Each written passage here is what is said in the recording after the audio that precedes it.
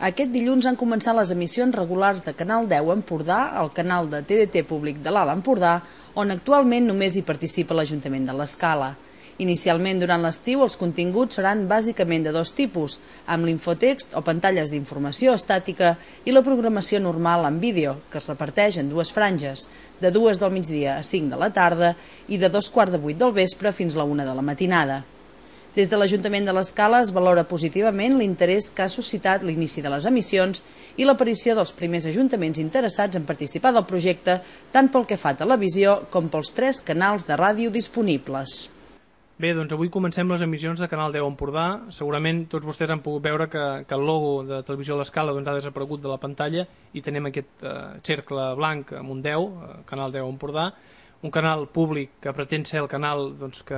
que dongui informació i abasti tota l'Alt Empordà. I bé, comencem amb ganes de que funcioni molt bé. De moment es va constituir un consorci en el que hi és l'Ajuntament de l'Escala com a únic integrant, però sí que mica en mica hem iniciat converses amb la resta de municipis de l'Alt Empordà i municipis veïns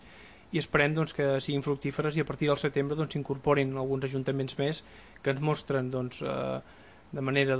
clara la seva intenció de formar-ne part i de que es faci un seguiment a totes les seves agendes i a tots els seus actes, esdeveniments i que puguem donar informació dels seus municipis. D'entrada només tindrem informació de l'Escala durant tot aquest estiu, però sí que, com em deia, la vocació és de